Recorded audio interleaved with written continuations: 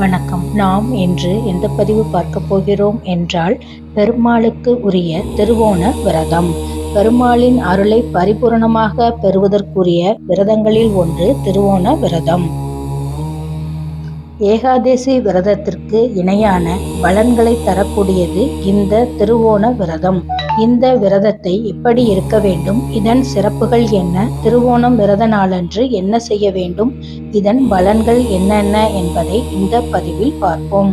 பெருமாளுக்கு உகந்த 2 முக்கிய விரதங்களில் ஏகாதசியும் திருவோணமும். இவற்றில் ஏகாதசி விரதம் மாதத்திற்கு 2 முறையும், திருவோணம் 1 முறையும் வரும். ஏகாதசி விரதம் பற்றி அனைவருக்கும் தெரியும். ஆனால் திருவோண விரதம் பற்றி பலருக்கும் தெரியாது. இதனால் மிக சிலர் மட்டும் திருவோண நட்சத்திரம் வரும் நாட்களில் விரதம் இருப்பது உண்டு. விஷ்ணுவின் 10வது அவதாரங்களில் ஒன்றான வாமன அவதாரத்தை எடுத்தது திருவோண நட்சத்திர நாளில்தான். நட்சத்திரங்களில் திரு என பெருமைப்படுத்தி சொல்லப்படும் 2 நட்சத்திரங்களில் ஒன்று பெருமாளுக்குரிய திருவோணமும் சிவனுக்குரிய திருவாதிரை நட்சத்திரமும் தான். வாமனராகவும் விக்கிரமனாகவும் அவதாரம் எடுத்தது திருவோண நட்சத்திர நாளில்தான். வாழ்வில் வளர்ச்சியையும் சகல நலன்களையும் தரக்கூடியது திருவோண விரதம் ஆகும். பெருமாளுக்கு நெருக்கமானவராகவும் பிரியமானவராகவும் வேண்டும் என்றால் திருவோண விரதம் இருக்கலாம். ஏகாதசியை போல் திருவோண நட்சத்திரம் வரும் நாட்களிலும் நாள் முழுவதும் கடுமையான விரதத்தை பக்தர்கள் மேற்கொள்வார்கள். பெருமாளின் அருளை வேண்டி இருக்கப்படும் இந்த விரதம் மகிழ்ச்சி, செல்வ வளம், முன்னேற்றம், மோட்சம் ஆகியன தரக்கூடியதாகும். அது மட்டுமல்ல, வைகுண்டத்திற்கு சென்று ஸ்ரீமன் நாராயணனை நேரில் தரிசிக்கும் பாக்கியத்தை தரக்கூடியது திருவோண விரதம் ஆகும். பெருமாளுடன் நெருக்கமான உறவை ஏற்படுத்தி கொள்வதற்கும், கடந்த கால பாவங்கள் தவறுகளில் இருந்து மன்னிப்பு கிடைப்பதற்கும், ஆன்மீகம் ஞானம் பெறுவதற்கும், தன்னைத்தானே உணர்ந்து கொள்வதற்கும் வழியை ஏற்படுத்தக்கூடியது திருவோண விரத நாளாகும்.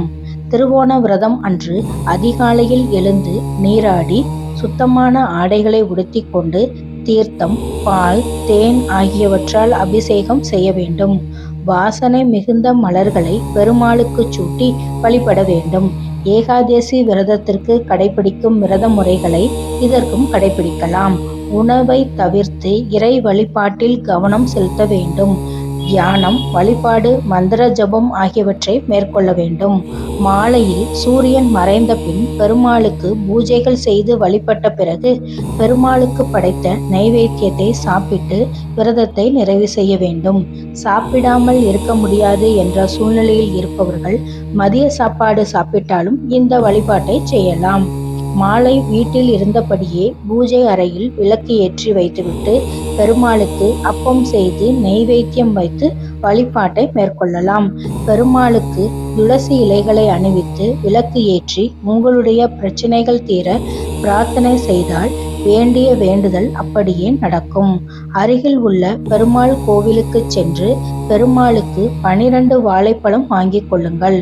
கொஞ்சமாக துளசி இலைகள், கொஞ்சமாக பச்சை கற்பூரம் வாங்கிக் கொள்ள வேண்டும்.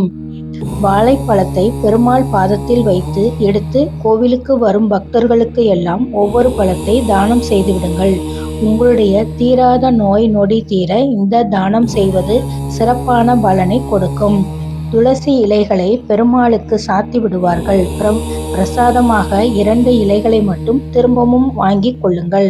பச்சை கற்பூரத்தை பெருமாள் பாதத்தில் வைத்து மீண்டும் எடுத்துக்கொள்ள வேண்டும். அந்த பச்சை கற்பூரத்தை வீட்டிற்கு கொண்டு வந்து கொஞ்சம் பணம் வைக்கும் பெட்டியில், பூஜை அறையில், சமையல் அறையில், மசாலா டப்பாவுக்கு பக்கத்தில் ஒரு சின்ன கிண்ணத்தில் போட்டு வைக்கலாம்.